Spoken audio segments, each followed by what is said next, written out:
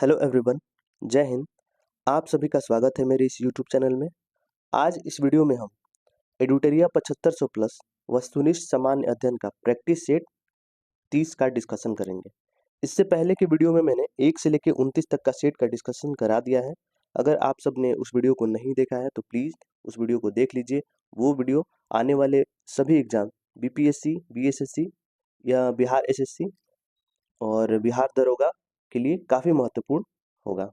Friends, आज का ये सेशन काफ़ी लाजवाब होने वाला है, तो फ्रेंड्स वीडियो को में स्किप मत कीजिएगा और वीडियो को अंत तक देखिएगा। फ्रेंड्स, अगर आप मेरे चैनल पर नए हैं और आपने अभी तक चैनल को सब्सक्राइब नहीं किया है तो प्लीज़ चैनल को सब्सक्राइब कर लीजिए और वीडियो को पसंद आए तो वीडियो को लाइक भी कर दीजिए और एक बार अपने स्टडी ग्रुप और फ्रेंड सर्किल में शेयर भी कर दीजिए। तो चलिए स्टार्ट करते हैं आज का ये सेशन। पहला क्वेश्चन है इस सेशन का, the water prevention and act control pollution. The water prevention and control of pollution act को किस वर्ष लागू किया गया था? ये किस वर्ष लागू किया गया था फ्रेंड? इंपॉर्टेंट क्वेश्चन है, पहला ही मार्क कर लीजिएगा। तो ये लागू किया गया था 1974 में। 1974 में prevention and control of pollution act को लागू किया गया था 1974 में। 1992 में क्या हुआ था? इसमें हाथी परियोजना ये 1992 में लाया गया था। हाथी परियोजना 1973 में बाघ परियोजना 1973 में लाया गया था। अभी बाघ दिवस भी मनाया गया था 29 जुलाई को बाघ दिवस मनाया गया था। अभी 1980 में क्या होता है? ये वन संरक्षण अधिनियम ये 1980 में हुआ था। इंपॉर्टेंट फैक्ट को ध्यान में रखते चलिएगा फ्रेंड। तो चलिए आगे देखते हैं। नेक्स्ट क्वेश्चन है, निम्न में से किससे जलवायु परिवर्तन का क्रायोजेनिक संकेतक प्राप्त किया जा सकता है? निम्न में से किससे जलवायु परिवर्तन का क्रायोजेनिक संकेतक प्राप्त किया जाता है? तो राइट ऑप्शन होगा आई स्कोर। जलवायु परिवर्तन के क्रायोजेनिक संकेतन प्राप्त करने के लिए आई स्कोर का अध्ययन किया जाता है। आई स्कोर में क्या होता है कि इसकी बर्फ की परतों में मौजूद ग्रीन हाउस गैस की सांद्रता को देखकर वैज्ञानिक पता लगाते हैं कि CO2 और CH4 की आधुनिक मात्रा जो है अतीत की मात्रा में कितनी थी, उसकी तुलना में कितनी थी। और इसकी मदद से साइंटिस्ट क्या करते हैं कि 8 लाख पहले की जलवायु के बारे में भी जानकारी प्राप्त कर सकते हैं। तो इंपॉर्टेंट क्वेश्चन है, मार्क कर लीजिएगा इसको। नेक्स्ट है, निम्नलिखित में से कौन एक वैश्विक ऊष्मन के लिए उत्तरदायी नहीं है? तो राइट ऑप्शन बी हो जाएगा, आर्गन उत्तरदायी नहीं है ग्लोबल वार्मिंग के लिए। बाकी मीथेन, CO2, जलवाष्प ये ग्लोबल वार्मिंग के लिए काफी उत्तरदायी। नेक्स्ट देखेंगे, किस प्रजाति को विलुप्त माना जा सकता है जब वो अपने प्राकृतिक आवास में नहीं देखी गई है? नहीं देखी गई तो किस प्रजाति को विलुप्त माना जा सकता है जब वो अपने प्राकृतिक आवास में नहीं देखी गई है? तो कितने वर्षों से? तो 50 वर्षों से अगर वो अपने अपने आवास में नहीं देखी गई है तो उस प्रजाति को विलुप्त माना जा सकता है। राइट ऑप्शन डी हो जाएगा। नेक्स्ट है, भारत में गिद्धों की संख्या में कमी का प्रमुख कारण क्या है? गिद्धों की संख्या में प्रमुख कारण क्या है? तो जानवरों को डिक्लोफिनेक दवा देना, जानवरों को जो है डिक्लोफिनिक दवा देना। ये जानवरों को दर्द निवारक के लिए डिक्लोफिनिक दवा दिया जाता है और जब उनकी मृत्यु हो जाती है तो गिद्ध उन्हें खा जाते हैं, तो उनके माध्यम से उनमें संक्रमण हो जाता है और ये इनकी मृत्यु हो जाती है। तो राइट ऑप्शन डी हो जाएगा। नेक्स्ट देखेंगे, सूची 1 का सूची 2 से मिलान कीजिए और बताना है कौन किससे किससे संबंधित है। तो तांबा और निकेल ये ओंटेरियो हो जाएगा। तांबा और निकेल ओंटेरियो से प्राप्त होता हो। तांबा और निकल ओंटेरियो। क्रोमियम और प्लेटिनम ये दक्षिण अफ्रीका। और फॉस्फेट अल्जीरिया और चूना पत्थर ये काकेशस। तो इसका राइट ऑप्शन हो जाएगा ऑप्शन ए 2143 हो जाएगा। नेक्स्ट है, ज्वालामुखी उद्गार नहीं होते हैं, कहाँ नहीं होते हैं? आपको पता है कि सबसे ज्यादा ज्वालामुखी उद्गार कहाँ होते हैं? प्रशांत महासागर की चारों तरफ इसीलिए उसको रिंग ऑफ फायर कहा जाता है। तो इस क्वेश्चन में बताना है कि ज्वालामुखी उद्गार जो है नहीं होते हैं, ये कहाँ नहीं होते हैं? तो राइट ऑप्शन हो जाएगा ए बाल्टिक सागर में ज्वालामुखी उद्गार नहीं होते हैं। नेक्स्ट है, निम्नलिखित कथनों पर विचार कीजिए और बताना है कौन सा सही है। पहला है, जब मिट्टी सूख जाती है तो पौधों की कार्बन डाइऑक्साइड सोखने की क्षमता कम हो जाती है। सही है। और मिट्टी के तापमान में वृद्धि के साथ सूखी मिट्टी में सूक्ष्म जीव अधिक उत्पादक होते हैं, ये भी सही है। तो राइट ऑप्शन इसका सी हो जाएगा। 1 और 2 दोनों सही है। जब मिट्टी सूख जाती है तो पौधों की कार्बन डाइऑक्साइड सोखने की क्षमता कम हो जाती है और मिट्टी के तापमान में वृद्धि के साथ सूखी मिट्टी में सूक्ष्म जीव अधिक उत्पादित होते हैं। तो दोनों सही है, राइट ऑप्शन सी हो जाएगा। नेक्स्ट देखेंगे, पृथ्वी घूमती है, ये पृथ्वी घूमती है कितने मिनट में कितना डिग्री, तो इसका राइट ऑप्शन हो जाएगा ऑप्शन बी, 4 मिनट में 1 डिग्री घूमती है। पृथ्वी जो है 4 मिनट में 1 डिग्री घूमती है। नेक्स्ट देखेंगे, ब्यूफोर्ट स्केल किसका मापक है, ब्यूफोर्ट स्केल किसका मापक है, तो ये राइट हो जाएगा ऑप्शन सी, पवन वेग का मापक है। ब्यूफोर्ट स्केल किसका मापक है, पवन वेग का मापक है। आर्द्रता, वायुमंडलीय आर्द्रता किससे मापते हैं, तो ये हाइग्रोमीटर से मापते हैं, हाइग्रोमीटर। नेक्स्ट देखेंगे, भारत के प्रमुख अंतर राज्यीय जल विवाद के संबंध में कौन सा कथन सही सुमेलित है, कौन सा कथन सुमेलित है बताना है। कावेरी नदी जल विवाद ये किससे संबंधित राज्य है, केरल, कर्नाटक, तमिलनाडु और पुडुचेरी, सही है। और महानदी जल विवाद छत्तीसगढ़ उड़ीसा के बीच है। कृष्णा नदी जल विवाद महाराष्ट्र, आंध्र प्रदेश और कर्नाटक, तेलंगाना के बीच है। तो इसका राइट ऑप्शन हो जाएगा ऑप्शन डी, 11 का डी हो जाएगा, सभी सही है। कावेरी नदी का जल विवाद किसके किसके साथ है, तो ये कर्नाटक, तमिलनाडु, कर्नाटक, केरल और पुडुचेरी। और महानदी जल विवाद छत्तीसगढ़ और उड़ीसा के बीच। कृष्णा नदी जल विवाद महाराष्ट्र, आंध्र प्रदेश और कर्नाटक और तेलंगाना। इंपॉर्टेंट क्वेश्चन है, मार्क कर लीजिएगा, हमेशा एग्जाम में पूछे जाते हैं।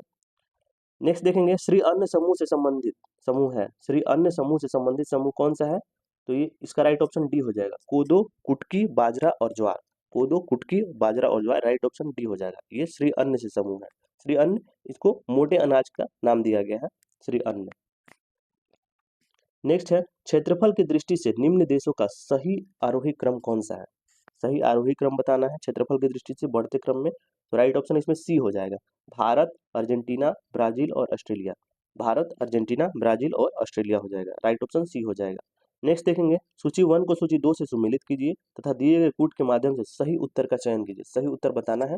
अनुच्छेद 60 संबंधित है, राष्ट्रपति के शपथ से संबंधित है। अनुच्छेद 60 राष्ट्रपति के शपथ से संबंधित है। और अनुच्छेद 90 है उपसभापति को हटाना से संबंधित है। और अनुच्छेद 94 स्पीकर को हटाना और अनुच्छेद 155 राज्यपाल की नियुक्ति से संबंधित है। तो इसका राइट ऑप्शन हो जाएगा 1 3 2 4, 1 3 2 4, राइट ऑप्शन ए हो जाएगा। 14 का राइट ऑप्शन ए हो जाएगा। नेक्स्ट देखेंगे, नियंत्रक एवं महालेखा परीक्षक कैग के संदर्भ में निम्नलिखित कथनों पर विचार कीजिए और सत्य कथन का चयन कीजिए, बताना है। तो इसका राइट ऑप्शन हो जाएगा फ्रेंड 15 का राइट ऑप्शन सी हो जाएगा, ऑप्शन 1 और 3। कैग का प्रावधान संविधान के भाग 5 में वर्णित है, सही है। और वह सेवानिवृत्ति के पश्चात भारत सरकार या किसी राज्य के किसी पद पर नियुक्त के योग्य नहीं होता, ये भी सही है, राइट ऑप्शन सी हो जाएगा 1 और 3। फ्रेंड, नियंत्रक एवं महालेखा परीक्षक कैग, इसकी चर्चा हमारे संविधान के आर्टिकल 148 से 151 के बीच में की गई है, ठीक है। और इसको हटाया कैसे जाता है, कैग को हटाया कैसे जाता है, तो ये जिस प्रकार सर्वोच्च न्यायालय के न्यायाधीश को हटाया जा सकता है वही प्रक्रिया इसमें भी अपनाई जाती है। और इनका कार्यकाल कितना होता है, 6 साल या 65 वर्ष। एग्जाम में हमेशा पूछा जाता है 6 साल या 65 वर्ष, दोनों में से जो पहले हो। नेक्स्ट देखेंगे, संसदीय व्यवस्था वाली सरकार वह होती है जिसमें क्या होगा, तो इसका राइट ऑप्शन हो जाएगा फ्रेंड ऑप्शन बी, सरकार संसद के प्रति उत्तरदायी होती है और उसके द्वारा हटाई जा सकती है। संसदीय व्यवस्था वाली सरकार क्या होती है, वह सरकार जो है संसद के प्रति उत्तरदायी होती है और उसको संसद और उसके द्वारा हटाई जा सकती है, राइट ऑप्शन बी हो जाएगा। नेक्स्ट है, किसने नेहरू, पटेल, प्रसाद और आजाद को संविधान सभा के अंदर का कुलीन तंत्र कहा था, किसने कहा था, तो इसका राइट ऑप्शन हो जाएगा ऑप्शन ए, जी ऑस्टिन ने कहा था। जी ऑस्टिन ने क्या कहा था कि नेहरू, पटेल, प्रसाद और आजाद ये संविधान सभा के अंदर के कुलीन तंत्र हैं। नेक्स्ट है, भारत की प्रभुता, एकता और अखंडता की रक्षा करो और उसे अक्षुण्ण रखें, यह उपबंध किसमें कहा गया है, यह किसमें कहा गया है, तो यह मूल कर्तव्य में कहा है, राइट ऑप्शन ए हो जाएगा, मूल कर्तव्य। मूल कर्तव्य हमारे संविधान के भाग 4 के ए में इसकी चर्चा है, 4 के क में इसकी चर्चा है, ठीक है। और मूल कर्तव्य जो है, मूल कर्तव्य ये रूस के संविधान से लिया गया है, सरदार स्वर्ण सिंह की सिफारिश पर, और इसको संविधान में जोड़ा गया है 42वें संविधान संशोधन 1976 से, 1976 में जोड़ा गया है। मूल अधिकार जो है, मूल अधिकार अमेरिका के संविधान से लिया गया है और राज्य के नीति निर्देशक तत्व ये आयरलैंड से लिया गया है और मूल अधिकार भाग 3 में है और डीपीएसपी जो है राज्य के नीति निर्देशक तत्व, ये इसकी चर्चा भाग 4 में है। नेक्स्ट देखेंगे, भारतीय प्रोटोकॉल के अनुसार निम्नलिखित में कौन वरीयता क्रम में सर्वोच्च स्थान पर है? कौन सर्वोच्च स्थान पर है? तो इसमें कौन कौन से देखना है, उप प्रधानमंत्री, पूर्व राष्ट्रपति और अपने राज्य के भीतर राज्यपाल और लोकसभा अध्यक्ष। इनमें बताना है कौन से वरीयता क्रम में सर्वोच्च स्थान पर है। तो राइट ऑप्शन सी हो जाएगा, अपने राज्य के भीतर राज्यपाल। नेक्स्ट क्वेश्चन है, भारत के संविधान में संघ की राजभाषा को अंग्रेजी से हिंदी में बदलने के लिए कितनी संक्रमण अवधि प्रदान की गई थी? कितनी संक्रमण अवधि प्रदान की गई थी? तो इसका राइट ऑप्शन हो जाएगा ऑप्शन सी, 15 वर्ष। 15 वर्ष की अवधि प्रदान की गई थी। फ्रेंड्स, आर्टिकल 343 में इसी बात का प्रावधान है कि संविधान जब लागू होगा, उसके लागू होने के बाद 15 साल तक संघ की सभी आधिकारिक कार्यों के लिए जो भाषा होगी वो अंग्रेजी का इस्तेमाल किया जाएगा उसमें, मगर राष्ट्रपति अगर चाहेगा तो उसको हिंदी भी करा सकता है। तो इसका राइट ऑप्शन सी हो जाएगा। नेक्स्ट है, निम्न कथनों पर विचार करें। समृद्धि का अर्थ देश में वस्तुओं और सेवाओं की उत्पादन क्षमता में वृद्धि से है, और अर्थव्यवस्था अर्थशास्त्र की भाषा में आर्थिक समृद्धि का प्रमाणिक सूचक सकल घरेलू उत्पाद जीडीपी में निरंतर वृद्धि को माना गया है। तो इसमें असत्य कथन बताना है। असत्य कथन कौन सा है? तो इसका राइट ऑप्शन हो जाएगा ऑप्शन डी, न तो एक और न ही दो, दोनों असत्य नहीं, मतलब दोनों सत्य है। नेक्स्ट देखेंगे, निम्नलिखित में से कौन सा राज्य सरकार की सकल राजकोषीय घाटे का सही मापन है? सही मापन है बताना है कौन सा है। तो इसका राइट ऑप्शन सी हो जाएगा, राजस्व घाटा प्लस पूंजीगत परिव्यय प्लस शुद्ध ऋण पद, ये सकल राजकोषीय घाटे का सही मापन है।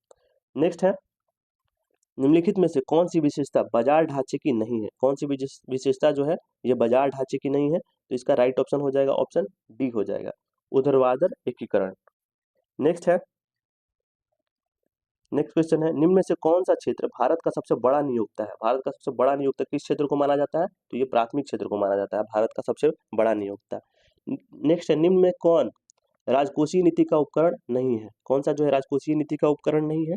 तो इसका राइट ऑप्शन हो जाएगा फ्रेंड ऑप्शन डी, साख की उपलब्धता, ये राजकोषीय नीति का उपकरण नहीं है। नेक्स्ट है, भारत की वर्तमान मुद्रा प्रणाली किस पर आधारित है? वर्तमान मुद्रा प्रणाली किस पर आधारित है? तो ये न्यूनतम रिजर्व प्रणाली पर आधारित है भारत की वर्तमान मुद्रा प्रणाली। नेक्स्ट है, वाशिंग सोडा।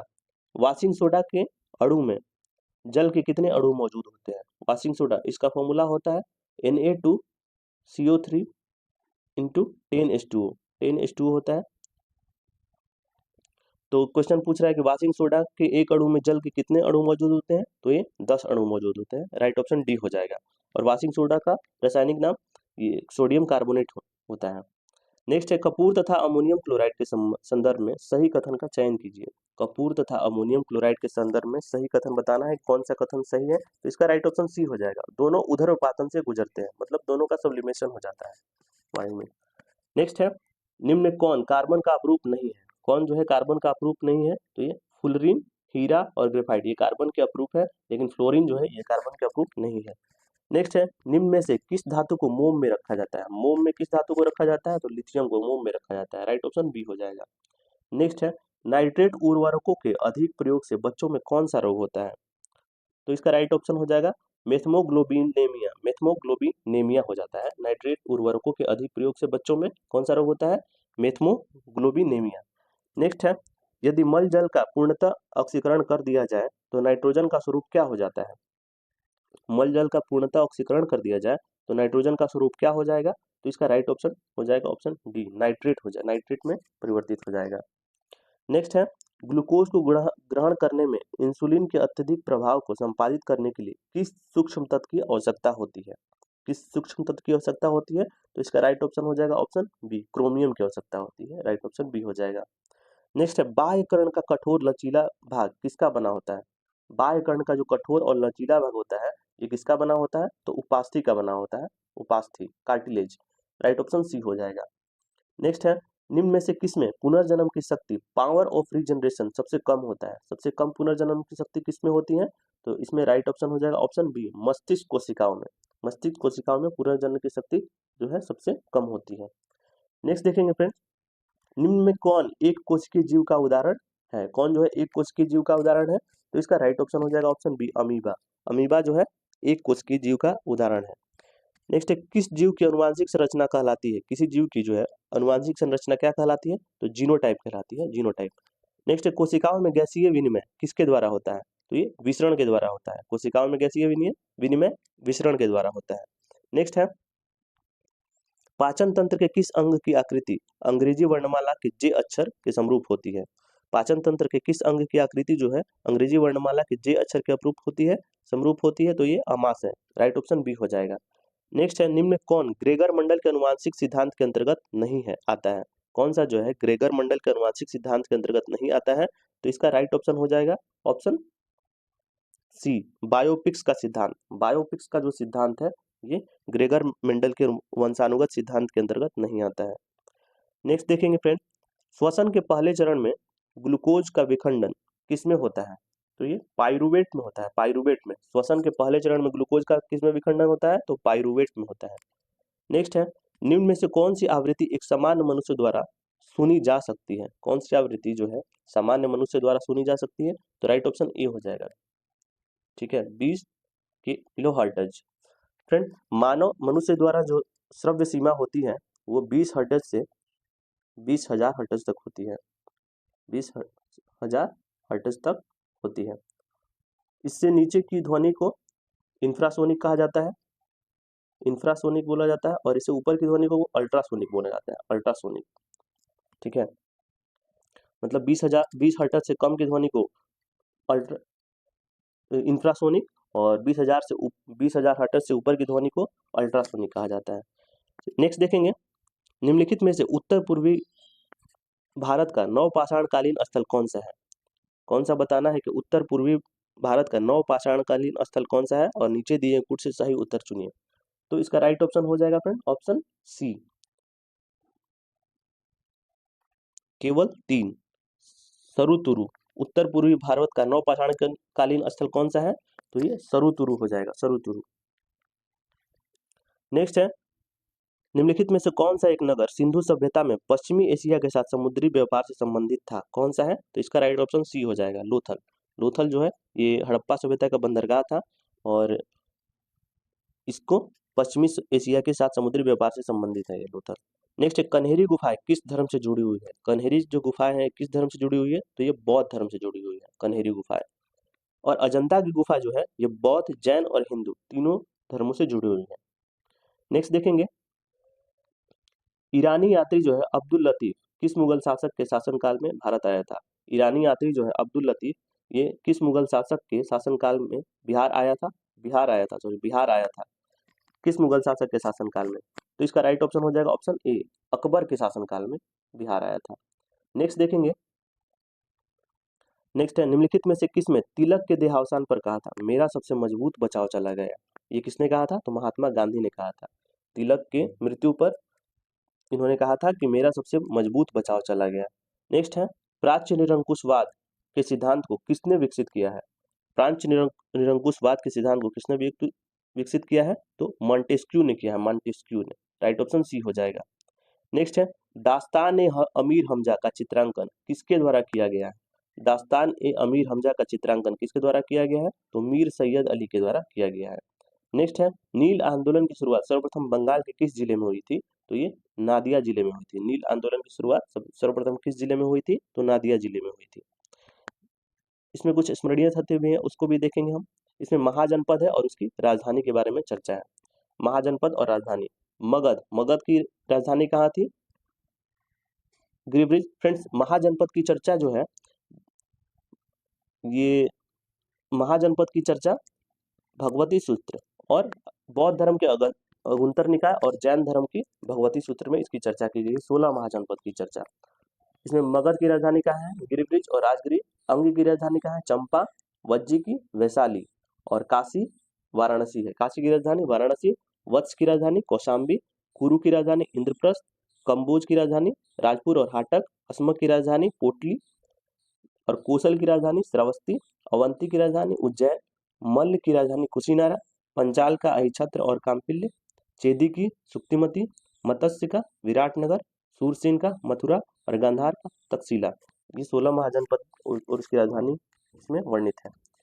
तो फ्रेंड्स, बताइएगा वीडियो कैसा लगा, और वीडियो पसंद आए तो वीडियो लाइक भी कर दीजिएगा और चैनल को सब्सक्राइब भी कर दीजिएगा। चलिए आज के लिए इतना ही, धन्यवाद।